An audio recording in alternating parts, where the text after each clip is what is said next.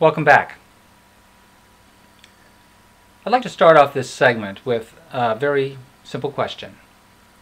Do you think that you're addicted to nicotine or smoking? That's a yes or no question. Now, assuming that you said yes to that question, if you weren't addicted, do you think it would be easy for you to stop? Well, it's often good to look at things from a functional point of view. I mean, if you compare smoking to a real chemical addiction, like, for example, heroin, then there's absolutely no comparison. Now, I don't know whether you've ever seen anyone on heroin, but it's really not a pretty sight.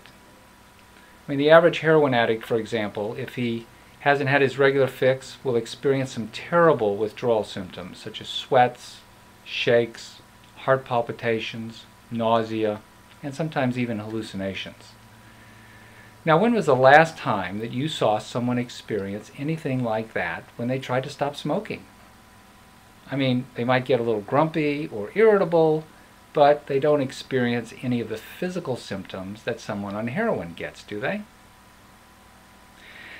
And you've probably heard about people who contracted lung cancer from breathing in secondhand smoke. Now, the nicotine and all the chemicals are strong enough to kill them, but they weren't strong enough to addict them. For years, people would breathe in all that nicotine, but it doesn't make them want to smoke. So if it isn't a physical addiction, then what is it? Well, it's a habit. Now, it might sound a little trite to say it's just a habit, but it's probably one of the most powerful habits that exists among human beings. I mean, when you wake up in the morning and you have that first cigarette, you're reinforcing the habit of smoking.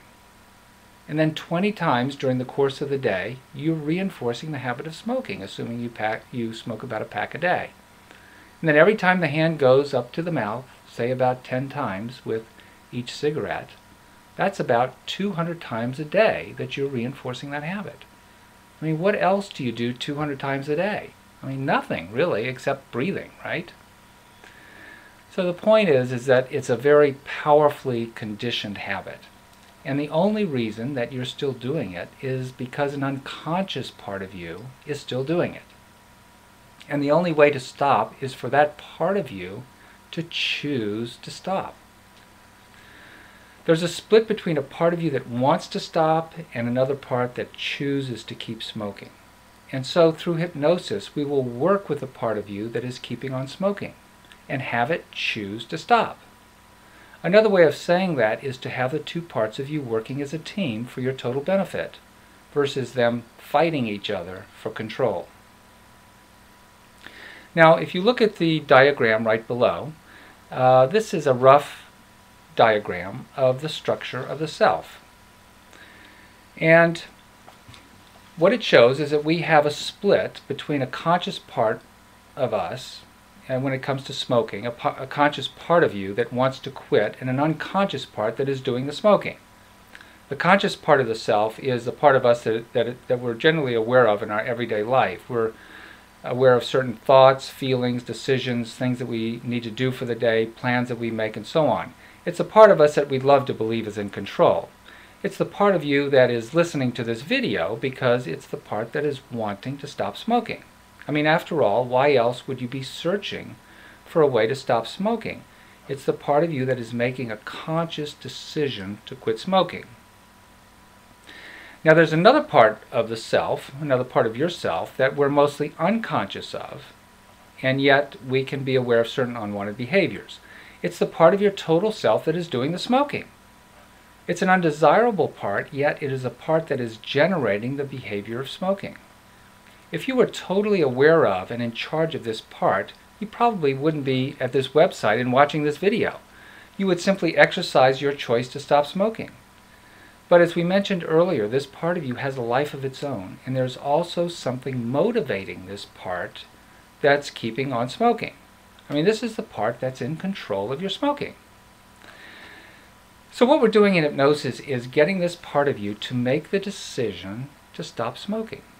And when that part makes that decision, then it becomes easy to quit smoking. But it's also important to realize that this part of you that keeps on smoking has some kind of investment or payoff in keeping on smoking.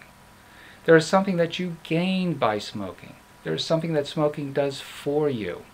And so it will be important to identify that gain, because the gain might not really be a gain at all. It's only a perceived gain. In fact, it might actually be detrimental to you. Now, this part of you also perceives itself as a smoker.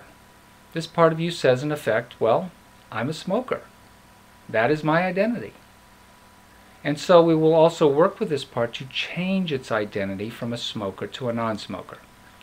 I mean, when you begin to view your whole self as a non-smoker, then you won't do the kinds of things that fulfill that identity, namely smoking. Everything you do arises out of an image that you hold of yourself. If you believe you are something, then you will do the kinds of things that fulfill that belief. So when you change your self-image from I am a smoker to I am a non-smoker, then the change in behavior will be easy. So try this on for size. Try it on kind of like you would try on a shirt. Try saying the words to yourself right now. I am a non-smoker. And just notice what that feels like.